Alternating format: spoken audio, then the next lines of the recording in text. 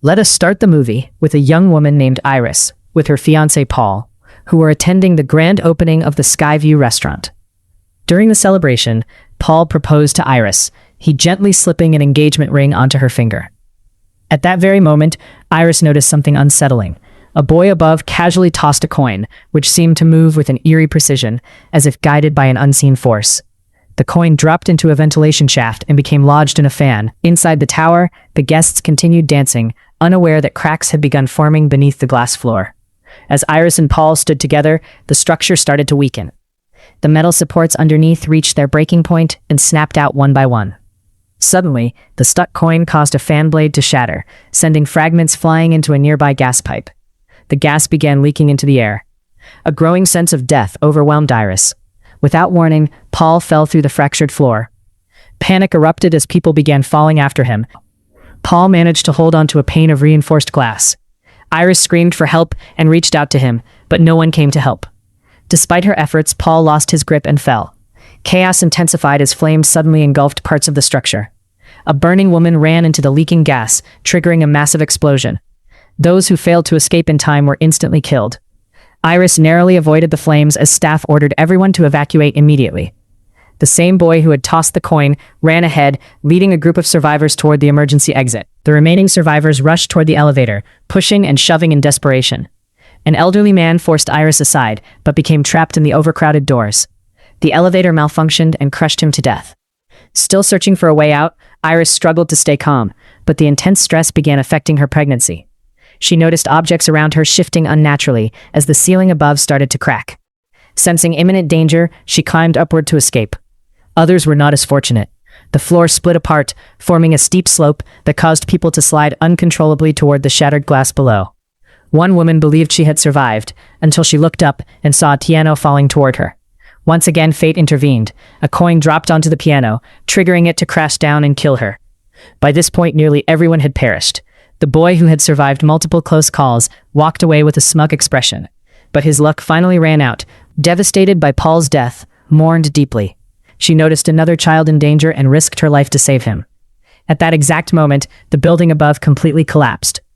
Iris managed to grab onto a piece of metal. However, upon closer inspection, she realized it was not her grip that had saved her.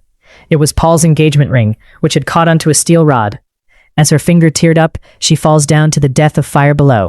Stephanie suddenly woke up in the middle of the class after that nightmare. She had been experiencing the exact same dream. Troubled by this, she talked it with her roommate and explained that in her dream there was a woman named Iris, the same name as her grandmother. However, Stephanie had never met Iris and wasn't even sure if she was still alive. When Stephanie got home, she asked her father Marty about Iris. Her father only gave her an awkward smile, clearly hiding something. At that moment, her younger brother Charlie mentioned that he was going to visit their cousins. Sensing an opportunity, Stephanie decided to go along. When Stephanie and Charlie arrived at their cousin's house, she immediately approached her uncle, Howard, intending to ask about her mother Darlene. Howard was visibly startled and quickly tried to change the subject. However, when Stephanie mentioned the location from her dreams, the Skyview restaurant, both Howard and his wife Brenda were clearly shocked. Seeing their reaction, Stephanie pressed them for answers, while her cousins eagerly listened. Eventually, Howard and Brenda admitted that Iris wasn't dead, but had suffered a severe mental breakdown.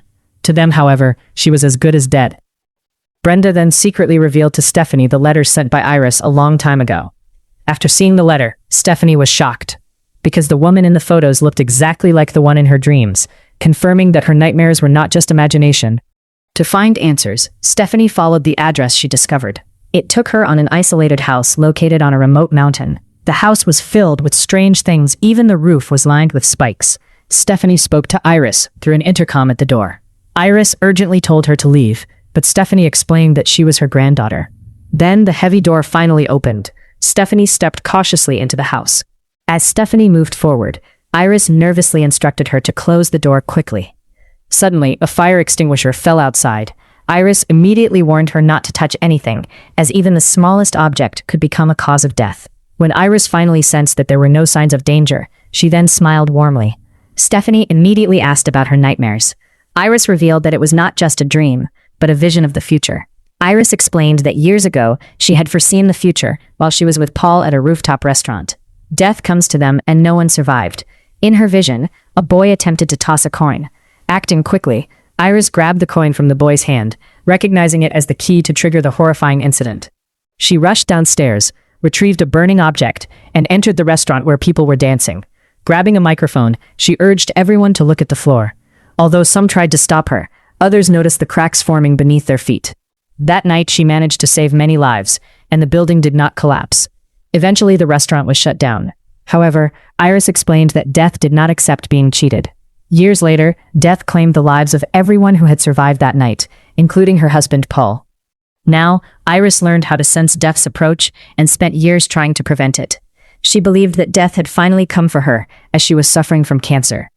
Iris believed that Stephanie inherited her ability to see the future. Iris revealed that she had not stepped out of the house in 20 years. However, Stephanie refused to believe her and insisted to leave. Desperate, Iris warned her that Death was coming for their family, but Stephanie did not believe her. As she's about to leave, Iris begged her to take the book to protect their family. Just as Stephanie reached the door, Iris had a sudden vision. She saw her death, involving the wind and nearby objects the moment she stepped outside. Despite this, Iris chose to take the risk. She stepped out and gave the book into Stephanie, claiming that it would keep her safe. Stephanie hesitated. To prove that everything was real, Iris told her to step back. Moments later, a sudden gust of wind rushed in. It knocked over a compass, which struck a fire extinguisher. The extinguisher launched forward and pierced Iris through the mouth, killing her instantly. Stephanie finally believed Iris after her death. During the funeral, she told her father, Marty, and her uncle that Iris had warned her about death coming for them, but they didn't believe her. Stephanie left and returned home, where she began reading the mysterious book Iris had given her. Meanwhile, the rest of the family gathered at Howard's house for a lively barbecue, laughing and eating, completely unaware that death was approaching. Bobby accidentally broke a glass, unnoticed by everyone. A shard slipped into the ice cubes. Eric later placed his drink beside a gas tank and became the death new tools. As they sat down to eat, they unknowingly used the ice with blast shard. Howard raised a toast, saying Iris's death was a reminder to live in the moment. Back at home, Stephanie read about the coin incident and a deadly barbecue scenario in Iris's book. At the same time, outside, Eric prepared the grill. Stephanie suddenly felt a growing sense of death as the book slipped from her hands. As the grill was lit, a photo frame fell and shattered, sending glass shards across the floor. Sensing something was terribly wrong, Stephanie rushed toward Howard's house while trying to call Charlie, but he didn't answer. Along the way, she passed by a warning sign, saying "Danger ahead," as if fate itself was trying to tell her. Meanwhile, the shard was revealed to be in her dad's drink, but he only took a small sip and put it aside. At the house, Howard climbed onto the trampoline, its surface already weakening. Darlene noticed the hidden rake and quickly removed it, seemingly preventing disaster.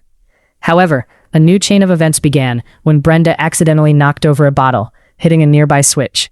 Pipes twisted violently beneath the ground, and the same rake began sliding back toward the yard. When Stephanie finally arrived, everything spiraled out of control.